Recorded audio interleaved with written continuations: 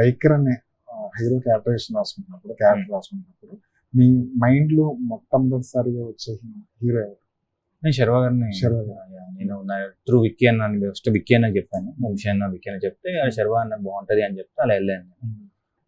So అంటే but ఇక్కడ special mention ఏంటంటే నేను వెళ్ళేటప్పటికి ఇట్ వాజ్ లిటిల్ వెయిట్. నాకు 92, 93 ఉండే అనుకుంటా ఆ టైంలో. బట్ నేను కథ చెప్పంగానే అన్న నాకు ఇది కావాలి, నాకు ఇంత కావాలి అంటే చేస్తా అని చెప్పాడు. ఒక చిన్న టెన్షన్ ఉంటుంది కదా, బట్ నిజంగానే నేను చాలా ఆపేయమని ఆపకుండా ఒక 22-23 kgs తగ్గారు.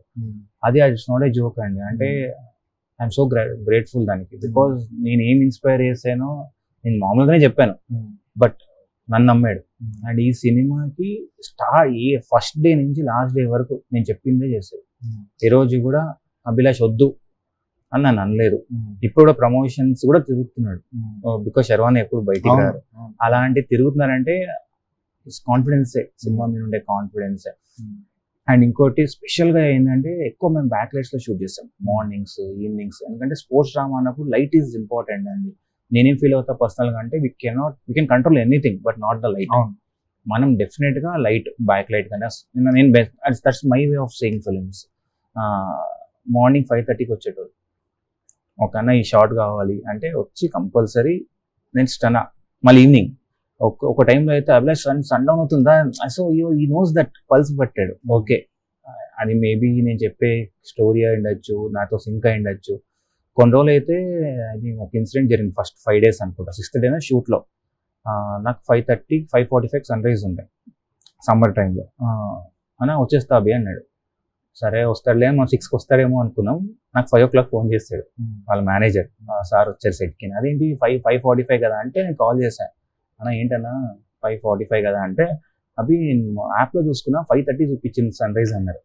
ఆ రోజు నేను ఫిక్స్ అయ్యా, ఎస్ ఈ సినిమాకి ఇంకా చెప్పించేస్తారు అని. తర్వాత ఒక 6 months బ్రేక్ తీసుకొని ఆ క్యారెక్టర్ కోసం 22-23 kgs తగ్గడం, ఇప్పుడు ప్రమోషన్స్కి వెళ్ళడం అండ్ సూపర్ కాన్ఫిడెంట్గా ఉన్నారు. అంటే ఈ సినిమా నా కెరీర్లోనే బెస్ట్ సినిమా అని చెప్తున్నారు. బికాజ్ నేను లోలో అయినప్పుడు కూడా తను చాలా సపోర్ట్ చేశాడు. అదొక అందుకే అన్న అని చెప్పి జనరల్గా పిలుస్తాను. ఎందుకు ఆ లో పాయింట్ ఎందుకు రావాల్సి వచ్చింది? అదే అండి, ఇప్పుడు మా నాన్న సూపర్ హీరో కమర్షియల్గా ఆడలేదు నా సినిమా. పేరు వచ్చింది, అందరు రివ్యూస్ బాగా రాశారు, అందరూ చాలా బాగుందని చెప్పారు, బట్ కమర్షియల్గా ఆడలేదు.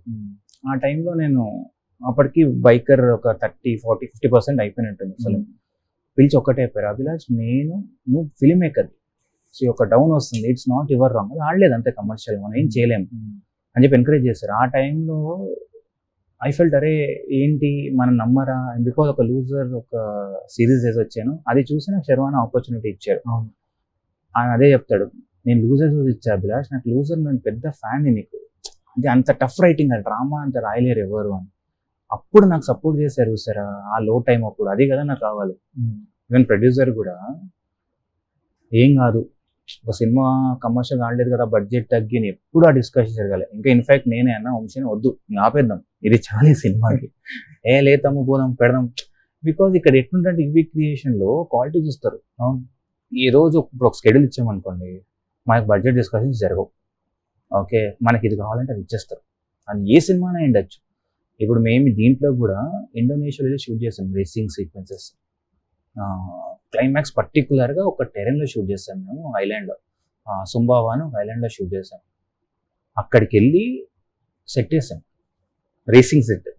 ఓకే, అక్కడ ఈ లాస్ట్ ఇయర్ MXGP జరగాల్సి ఉండే ఈవెంట్, ఇంటర్నేషనల్ ఫెడరేషన్ వాళ్ళు ఇక్కడ అవ్వదు లాజిస్టికల్గా అని బ్యాక్అవుట్ అయ్యారు. మనం వెళ్ళి అక్కడ సెట్ చేసి న్యూజిలాండ్ నుంచి, ఆస్ట్రేలియా నుండి రేసర్స్ని తీసుకొచ్చారు. ఆ క్రౌడ్ బాలి నుంచి ఫారినర్స్ని తీసుకొచ్చి చేశాం. అది ప్యాషన్. ఇప్పుడు రేసింగ్ సీక్వెన్స్ బాగుంది అంటున్నారు. ఇప్పుడు ఆ రోజు వంశీన లేతాము, బడ్జెట్ లేదు, నేను చెయ్యను అని అంటే ఎట్లొచ్చేది? బికాజ్ ఎప్పుడు ఒక ఎక్స్పీరియన్స్ ఇవ్వాలండి. Terence important.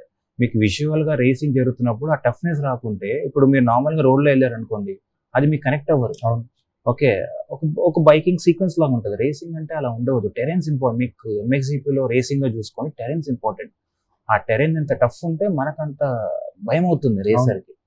సో అది డెఫినెట్గా ఈ క్రెడిట్ వంశనకి వెళ్తుంది. తర్వాత డాల్బీ విజన్ చేద్దామని వంశన్ అని 4DX చేస్తున్నాం. సో ఈ సౌండింగ్ ఎక్స్పీరియన్స్ ఒక మంచి టెక్నీషియన్ ప్రొడ్యూసర్ ఉంటే మనకు అడ్వాంటేజ్ అది. అవును. ఇప్పుడు యూవీలో ఏంటంటే నేను మాట్లాడను ఇంట్రోవర్ట్, ఇంకా నాకన్నా ఇంట్రోవర్ట్ ఇంక వంశీ అన్న. ఉమ్. శర్వణ ఇప్పుడు కొంచెం Open అవుతున్నాడు. ఓపెన్ అవుతున్నాడు. సో రాజశేఖర్ గారు కూడా కొంచెం ఇంట్రోవర్ట్, మాలిక కూడా అంతే. ఉమ్. సో అందుకే నాకు ఇప్పుడు అభిలాష్ లేదు, నువ్వు వెళ్ళి మాట్లాడాలి నీకు కంటెంట్ అంటే చేస్తాను. ఇంకా నేను కూడా ఇంట్రోవర్ట్ బేసికల్, ఎక్కువ నేను మీ ట్విట్టర్లో కూడా ఉండను, ఇన్స్టాగ్రామ్ కూడా నాకు పెద్ద ఉండదు. నాకు కొంచెం చిన్న లిమిటెడ్ సర్కిల్ ఉంది నా ఫ్రెండ్స్, వాళ్ళతోనే ఇంకా అలా